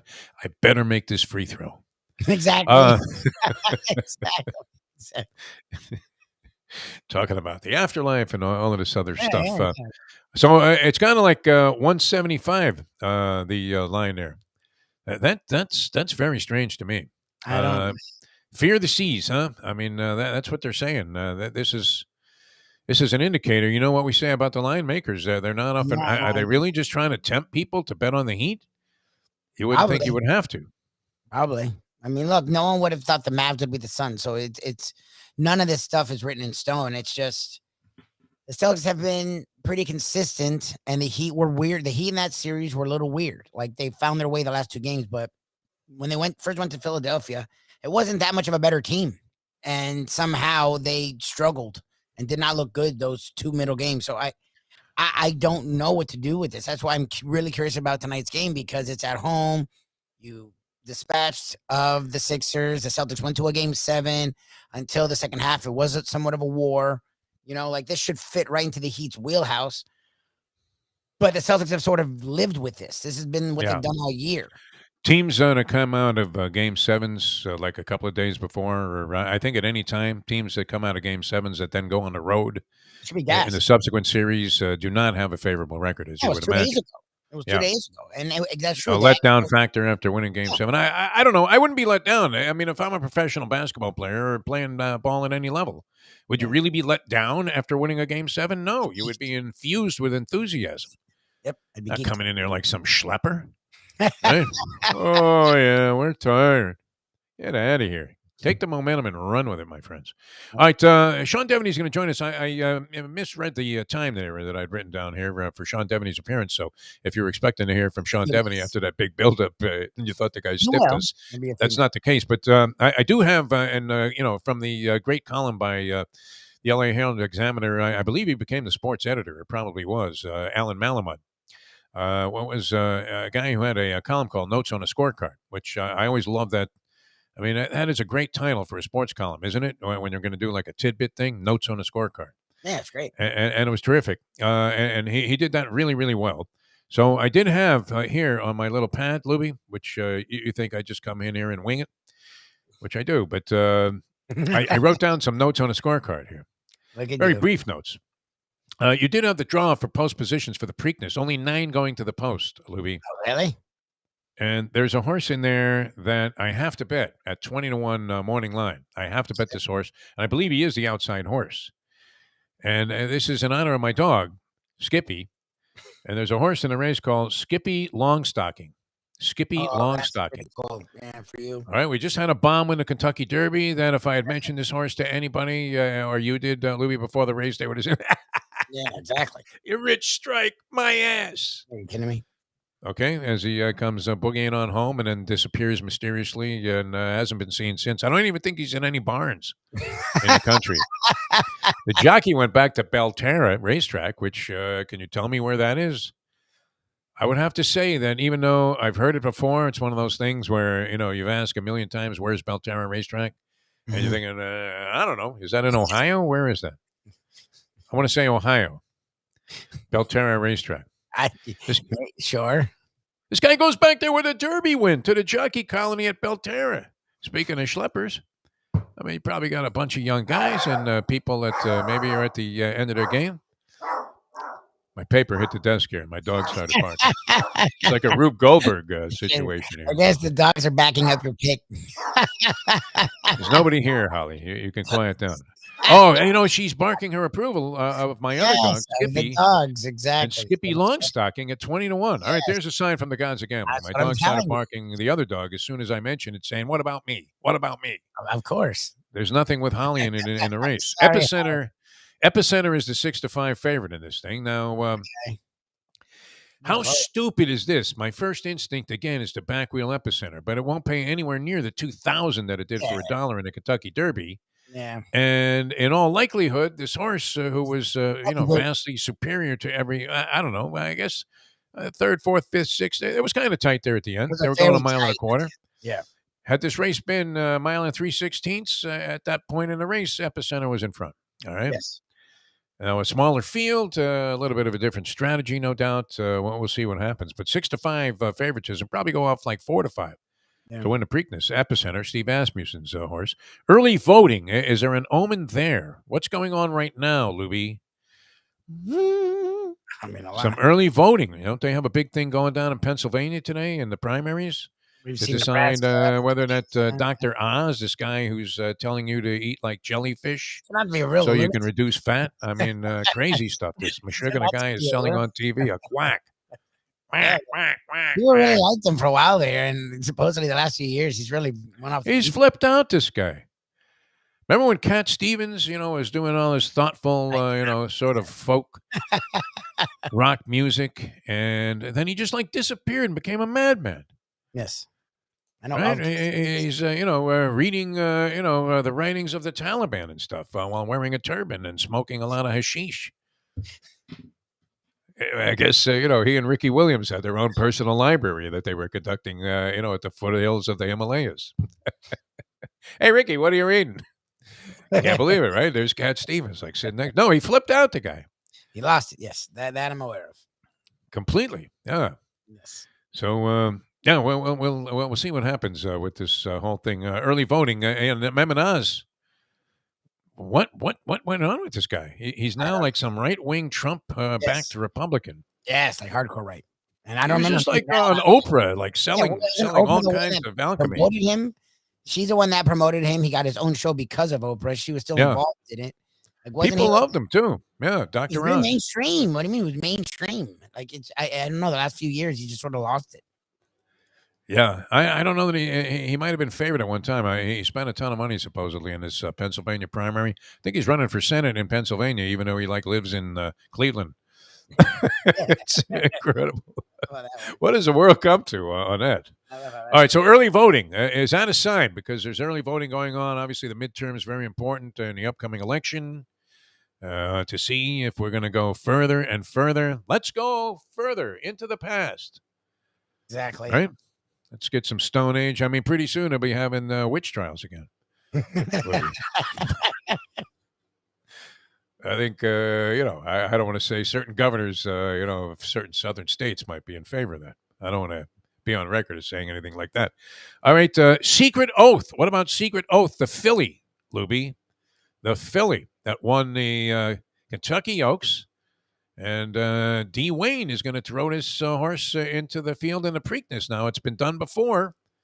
And the last time I believe that feat was accomplished was the great Rachel Alexandra under the guidance of one Calvin Borel, also more commonly known as Calvin Burrell. But she won the Kentucky Oaks, and then went to the Preakness and beat Mine That Bird, the Derby winner, by like a very contested head in that race. So anyway, that happened yesterday, but I have to bet my money on named after my dog, I guess, Skippy Longstocking. Good is move. my new Preakness pick. Go PGA gets underway on Thursday. Tiger Woods 70-1. Lubie, 70-1 for this thing. Now, would you spend a dime on that? No. No. All right, and we have the French coming up, and then the other thing, I think even this gentleman wants to fight Canelo Alvarez now. Everybody wants to fight Canelo since he lost to this guy Bivol. And if you think about it, probably should have a record, that includes maybe 4 or 5 different losses on it, but nonetheless, still deemed to be the best pound-for-pound guy in the world. And speaking of pound-for-pound champions, we bring on from, and maybe it's appropriate, Heavy.com. The heavyweight champion of basketball would be Shawn Devony, our good friend, joins us here on the program. Shawn, how are you? I'm doing well, Defo. How are you? Good morning, Mr. Devony. I'm a little mystified, I have to say. Me, who follows odds and all degenerate activity very closely, whether I'm involved or not, I still enjoy just exploring, the numerology of it and the opinions that these line makers have, which turns out to be sensational more often than not. I was surprised, a fairly lopsided price where the Celtics are now minus 175 favorites to win the series, even though they're underdogs to win the game tonight. Do you find that surprising that the Celtics would end up, A, being favored, and B, by, something that's almost approaching 2-1 at this point? Yeah, certainly they had their moments against Milwaukee, but they also looked vulnerable at times to me. They needed to come back and win that game 6 after blowing that game 5. They did sweep the Nets, but even there was a lot of tight games in that series. They're coming in on a hot streak, no question, going back to around December 31st. They've been the best team in the league. But when you look at what Miami's done, the experience level they have, the coaching, with Eric Spoelstra there, I would have this rated as a pretty even series, certainly not lopsided the way the numbers are right now. Shawn, and down here we've sort of lamented, and I say we, I'm one of them, how the national media has forgotten the Heat. They were the number 1 seed. They were a top 3 or 4 seed pretty much all year long, unlike the Celtics, who sort of tanked it the first half. The Heat's worst stretch was like 4 games, and then they went on to reel off victories in a row and played really strong the last month of the season. Yeah, they struggled a little bit versus Sixers, but again, they've been pretty consistent these playoffs, both the Hawks and the Sixers. And again, that goes to show the national, quote-unquote, conscious of the Heat. You follow these playoffs. I'm a little bit more reserved because I do respect the Celtics at this point. But, no one's played as well as Butler. And their supporting cast has played as well as anyone outside of like 1 or 2 games. What is your opinion of the Heat at this point? Yeah, and I think that's part of the reason why there's some skepticism is, we've seen Jimmy Butler go up and down in the playoffs, and certainly he's been, fantastic in the first 2 series, and maybe there's, from the line makers and others, some feeling that he's going to, swing back the other way and come back to earth a little bit, especially with, some of the injuries that they're dealing with. That might be part of it. They're not a great 3-point shooting team, obviously, and at least they haven't been in the playoffs, and that's been such a that's been such a key across season. So, that might factor into it. But yeah, I mean, it's strange because this is a team that, when you look at what they've dealt with going back to October, the number of injuries and the wave of COVID that they had to deal with, and the guys that were signing, I mean, there was guys because they were nearby, they're signing guys, because they were in the same zip code, and that's they just needing warm bodies. And they're still winning games, so this has been as mentally tough a team as you're going to find anywhere in the NBA. So it is a little surprising that they don't get their due. I think part of it is probably the superstar and Jimmy Butler isn't quite entirely rated as a Kevin Durant or a Giannis Antetokounmpo. Maybe part of it also is they're viewed as having had a path to the Eastern Conference Finals. That might be part of it as well. Shawn Devony, Heavy.com, outstanding NBA basketball writer, been around a long time, Sports Illustrated among his credits on his resume, and always with a great opinion. I want to say, and we've killed off many people, that were still alive, where we killed off Joe Pepitone the other day on the show, thought he was dead. But didn't Paul Silas, did he check out, Paul Silas? Because when you were speaking about guys they signed, I was thinking, hey, maybe Paul Silas gets a few minutes and they start waving a white towel around. But now that I thought of it, didn't he die? I mean, is he still with us, Paul Silas, dead or alive? That would be the question. He is still kicking around, Paul Silas. Oh, okay. His son is the head coach of the Houston Rockets, in fact. All right, so there was no consideration given by the Celtics to signing Silas for a few minutes. Now, one big differential, and I think it's fairly obvious, and you start examining Shawn Devony. I mean, it sounds cliche to say like keys to the series, and there are a few obvious ones. Defending Tatum for the Heat, and what to do about Jimmy Butler and how to handle him if you're the Boston Celtics. But Atlanta, I thought, was a very poor defensive team, and the 76ers, they fell apart. Harden was out there looking like Butterbean Esh. I mean, he couldn't guard Lubie at the other end of the court, and Embiid was clearly hurting. Maxey, plays with intensity on the defensive end. But other than that, I mean, you're not getting a lot of defensive minutes out of Danny Green or some of the other supporting players. The Celtics are an outstanding defensive team. So how, in your opinion, does that change, if anything, the approach of the Miami Heat? Because they're not going to be able to do some of the things that they were able to get away with and maybe, get by with a few mistakes and maybe not 100%, efficiency on the offensive end against a Celtic team that defends a whole lot better than either of their first two opponents. Yeah, I think, Grant Williams was really a big key for the Celtics guarding Giannis Antetokounmpo. He had the 27 points in Game 7, so really kind of made a statement there. But really throughout that series, he did a good job when they left him individually on Giannis. Now, he's not the quickest of foot, and that's an issue, but he's a very smart defender, very physical, doesn't make a lot of mistakes. So I wonder how he's going to handle Jimmy Butler, who's a little more agile and doesn't have the same size as Giannis. Frankly, as good as Giannis is, Butler is a little craftier. So I wonder for a young guy like Grant Williams, how is he going to handle that? That to me is probably the most important matchup for the Celtics. But you're right. I mean, Marcus Smart is a great individual defender. Derek White, the guy they traded for from San Antonio at the trade deadline, has shot the ball terribly, but they've been happy with him because of the way he's defended. Assuming Robert Williams can play and be effective, he's a big part of what they do defensively. So yeah, they've come a long way defensively. That team, they switch a lot. It's very tough to get favorable matchups against them. The way you can't target James Harden the way, they don't have a guy like that who's the weak spot who you can target the way you'd have with a team like Philadelphia or certainly Atlanta. Shawn, we joked about coming into this year, Defo and I, when they made some of their signings, going and getting Morris, trading and bringing in Lowry and getting Tucker, that the Heat and the Knicks of the 90s would be scared of this team, as tough as they are with a Jimmy Butler and a Bam.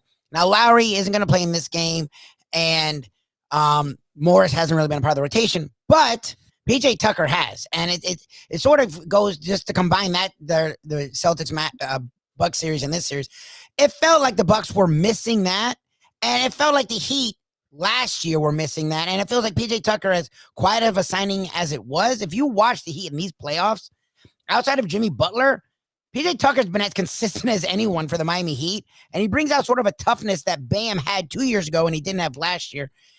To me, a big key in this series is PJ Tucker, because he's not only a physical, tough defender, but he's also an instigator, and it seems like the Celtics sort of fall prey to that at times. Yeah, that's absolutely true, and it can make shots. I mean, if he's knocking down 2 or 3 3-pointers, that can really make a difference in their offense and how you have to guard him. But yeah, I mean, the Celtics are a team that if you had to find a weakness, even with the way they played, is that they're still untested. They may be a little fragile. That's something that we definitely saw earlier in the year when they were consistently blowing 19, 20-point leads in the second half of games. The way they really it wasn't very hard to get them off their game mentally. Now PJ Tucker can come in and mix it up and throw some elbows and pick some people off. That could work to the Heat's advantage. Don't forget though that one of the things that happened in that game 6 against Milwaukee for the Celtics was Giannis kind of hands it up a little bit after a dunk, and Al Horford went crazy after that for 30 points. So that can backfire, but certainly for the Celtics.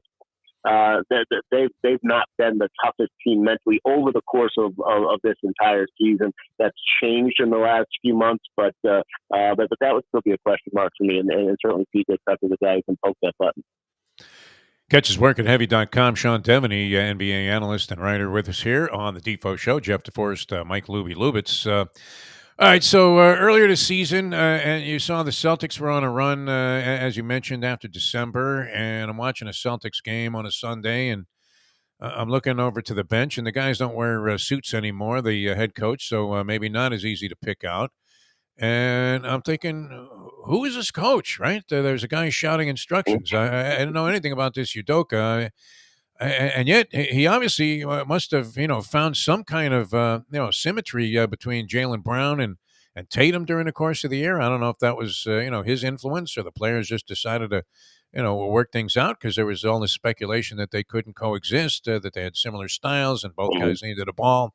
And, all of the common rhetoric that would go along with, kind of a Kobe Shaq sort of thing. And you thought that might have been a dynamic there, but Udoka, I mean, all of a sudden became a genius, and now is recognizable around the league.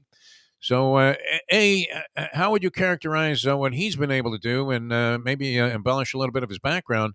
And then B, how does he match up against Eric Spoelstra, who also came in, and everybody's like, "Who the hell is this?" This guy was like filming Mickey Harrison's son's bar mitzvah, and now he's deemed to be one of the top 15 coaches all time NBA. So, how would you assess the coaching matchup in this particular case? And do you think it's going to, be an influence on the series one way or the other?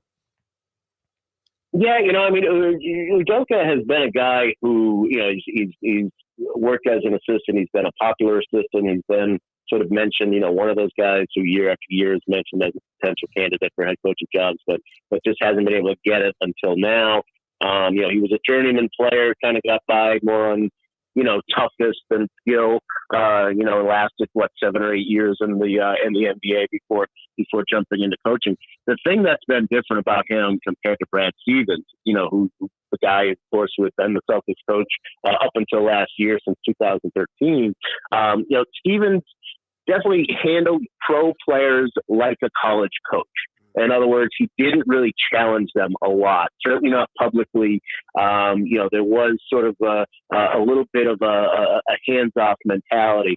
Udoka's been the opposite. He's come in and he's been tough on them right from the get-go. Like I said, they blew a lot of leads early on in the season. He was not afraid to go out and be, ticked off in the press conference. And that's completely different than where the Celtics were under Brad Stevens. So I think that's been a big change. He has toughened them up.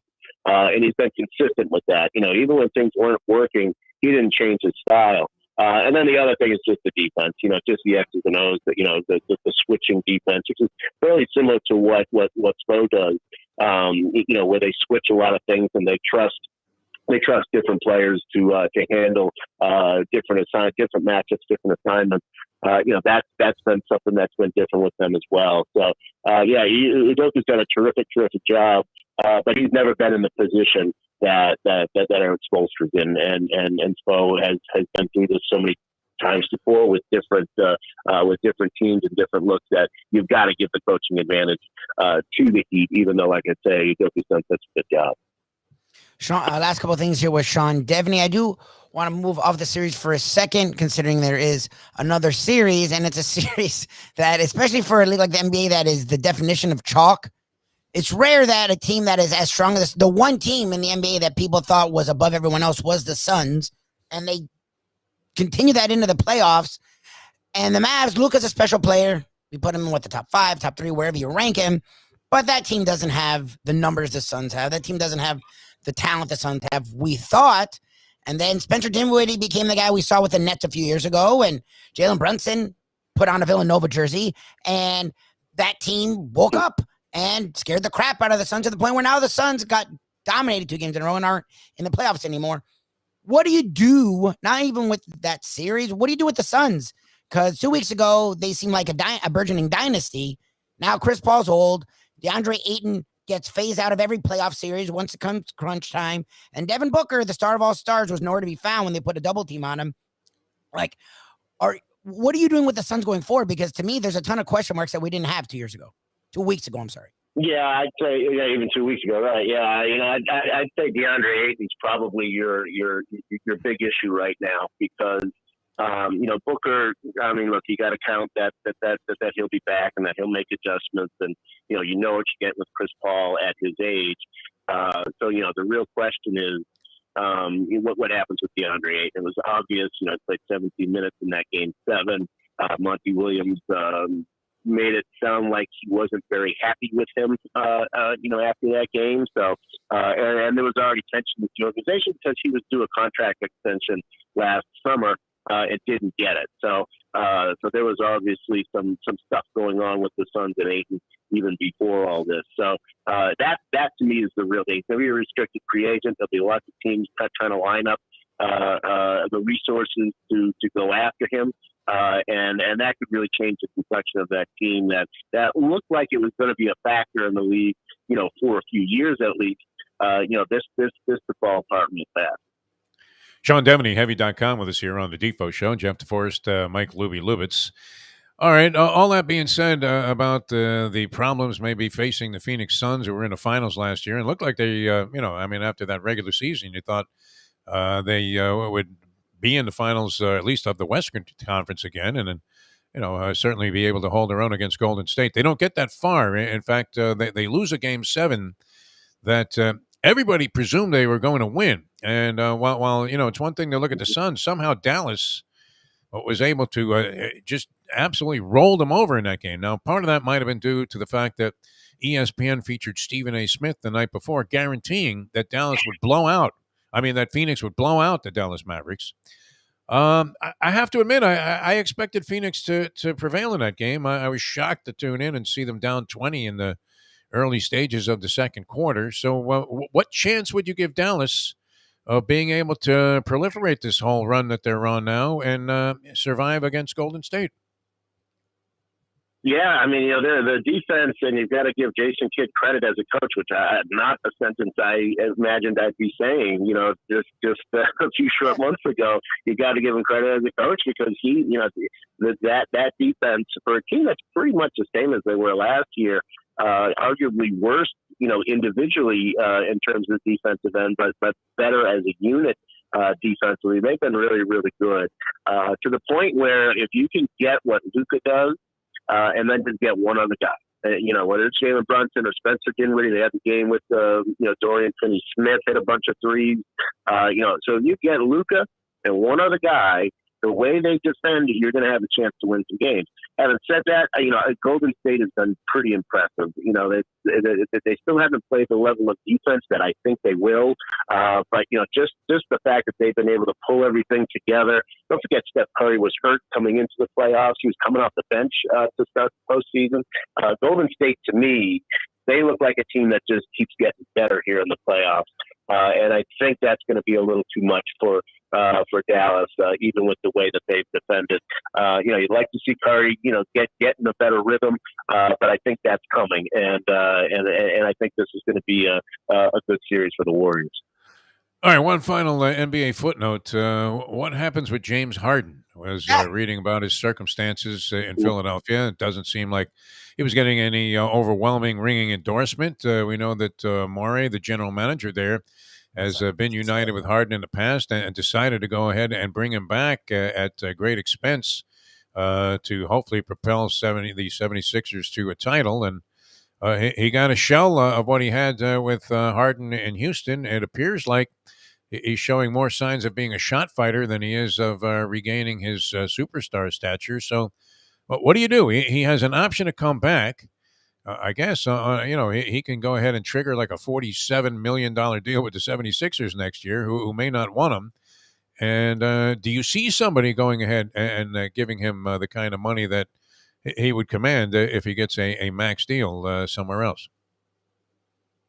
It's one of those situations where both teams, both sides really have painted themselves into a corner. Mm-hmm. If you're Philadelphia, you would like to see James Harden opt in and take that $47 million next year, because that way you don't have to commit to him beyond age 33, which at this point is looking pretty risky. But if he opts out, you don't have much choice. I mean, you got to bring the guy back. You put so much into bringing him to Philadelphia that if he opts out, there's no way you can just let him walk.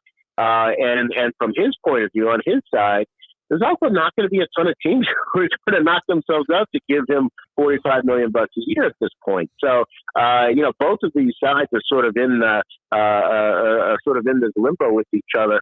But $47 million for next year, if the Sixers, if he were to accept that and go with that, then I'm sure the Sixers would be very happy, because otherwise, if he opts out, they're going to be in a position of giving this guy, probably not the full max, but something in the range of 3 years and $120 million, something in that range, maybe even more than that.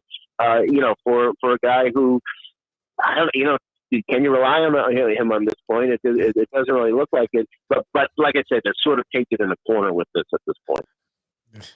His training table is the strip club buffet at lunchtime, I think. And it looked like he'd been hitting it pretty hard, as he gave zero effort and had no impact in those last couple of losses to the Miami Heat. All right, should be a lot of fun. Both series getting underway.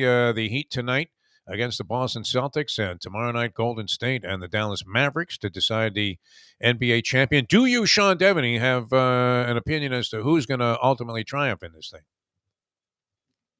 Yeah, I think we'll wind up seeing the Warriors win a championship. Wow. I think, really, you can look at any of the four teams and it'd be a great story. I think the Warriors would be especially good, though.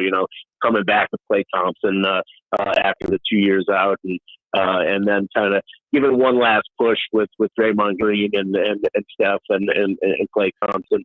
They've got a lot more depth than they get credit for. So I'm going with the Warriors at this point.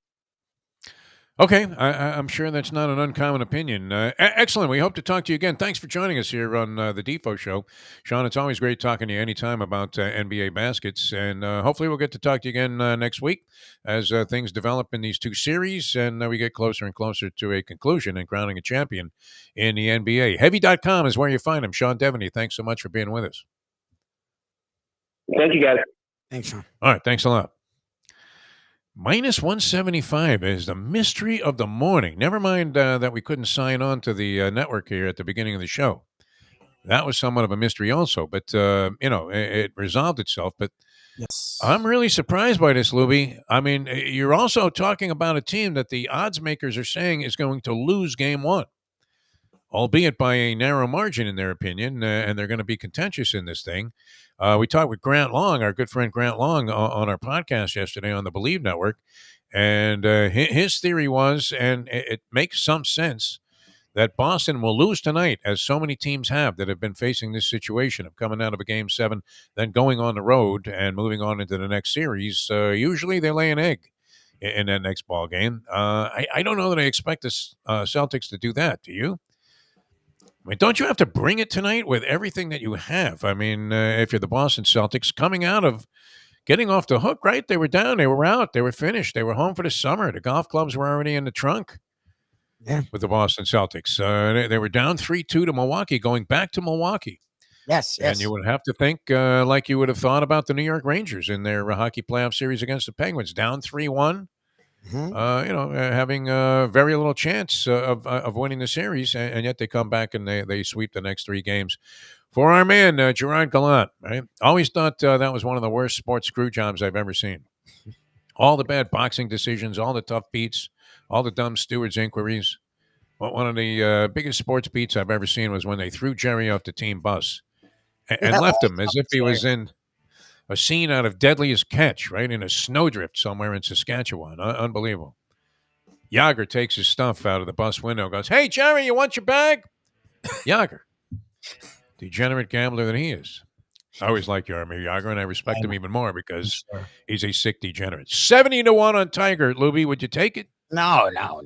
$10 to win 700. He's supposedly stronger. His leg's stronger. Fine. I maybe makes the None cup. of the odds makers think it's going to make a difference. Yeah. Spieth 20-1. I threw in a towel on Spieth. He came back and won the next week. Jordan Spieth. Played better. Yeah, he's played better. I mean, I can see a little action on him. Is he from Oklahoma or something? Jordan Spieth. I don't know. Tournament's taking place, the PGA on some course in Oklahoma. Scotty Scheffler, the man who's been on fire all season long, 10-1. This is the beauty about betting golf. You can get a guy who's a legitimate favorite to win any tournament that he's entered in and get him at 10-1, Mike Lubitz. Yeah, of course, he has to defeat a rather massive field of PGA players, including this could be one of those Tin Cup situations, no? Where some schmink club pro comes out there and leads for the first round. Because that's what they do. They get certain people qualified from the PGA, teaching pros and all of that. Yep. Anyway, we'll be in the golf pool. I have another sheet. I got Kangemi's picks already. Nice. John Kangemi. Yeah. Nice. He had Woods as one of his guys. Woods. You think he's just throwing in the towel after getting clobbered in the last couple of, I don't think he's throwing in the towel. He's a very competitive dude. He might know something that we don't. I mean, Nobody wants to lose a bet. Nobody wants to lose a bet of any type. No way. No way. That. I'm aware. I would not have been able to sleep at night if we had to take Mayo out to dinner. Really. Oh, my God. Not because of any other reason than the disgrace of a wager that he made. Yeah, and we had everything in our favor, every single thing, including ripping him off on the odds. Yes. And then to lose that? I mean, that's crazy, right? I remember taking even money on something that would have been 5-2. I mean, it's insane. I have to respect the guy for, letting his despising Doug Sifu, the CEO of the Panthers, cloud his vision. All right. Speaking of cloudy vision, it's been great being with you. Thanks. I mean, got off to a weird start this morning. It didn't shake us up, though, Lubie. That's a good thing. Oh, sir. Yeah. We were shaken but not stirred, right? There you go. All right. We're going to see you again tomorrow. Tony Segreto joins us. We'll go old school. We'll have the results, though. Anticipation. I'm very excited about tonight. I really am. I want to watch the Panthers especially, and I'd like to see them just annihilate the Lightning in this game. Now, they are favored in their series, and they are the second choice behind the Avalanche still at a rather prohibitive price of $350-1 to win the Stanley Cup. The Cup, my friend, the Cup that runneth over. And people are discounting the Lightning from having the chance. I mean, a three-peat puts them on the same kind of turf. They'd be on a platform, a springboard to be the fabled New York Islanders and win 4 in a row. Islanders, Oilers, Canadians. Yep. How is it that teams from the Tampa market are so much smarter than the teams that we have down here? I don't know. How is that possible? Support. That's the funny thing. As much as we bitch about our support, we support our teams way more than the Tampa. The Lightning, I guess they've gone behind and they're okay with the Rays are in second place behind a phenomenal start by the Yankees. The Rays, who sold off everything. Yeah, you never know. They don't even have uniforms anymore. They have blank uniforms that they got at some sporting goods store down the street. They're from that empty stadium, the Blunderdome. Unbelievable. Yeah. And the Lightning, I mean, 2 straight Stanley Cups, and we're talking about having seen 5 playoff series, playoff postseasons ever. Ever. How are they that much smarter? Now, the Buccaneers, the Dolphins were always a very good franchise until The last 20 years. about 25 years ago. When Danny Boy left, that was pretty much it. All right, we'll see you tomorrow at 7 in the a.m. It was great being with you all morning long. Jeff Deforrest, Mike Lubie, Lubitz, The Defo Show. Google The Defo Show. You can find all of the past shows, a lot of the fun that we've had here over the last 6 months on channel. Later on, Believe podcasts at Believe Networks. That's BLEAV. And you can also catch portions of the program on the 5 Reasons Sports Network, which is Scoop Skolnick, the Elon Musk of media here in South Florida. He has this fine website there that has all kinds of. I mean, they will be slamming it on the Heat, huh? No one yes, they've already more gone into the Miami Heat than 5 Reasons. That's for sure. So we're happy to be a part of that. And we'll see you tomorrow at 7 as we leave you now that. The time. Thanks to Jimmy Johnson's Big Chill, Hialeah Park, all our fine sponsors here on the show. It is 9:03. Let's go to eat a damn snack. Look what they done to my show.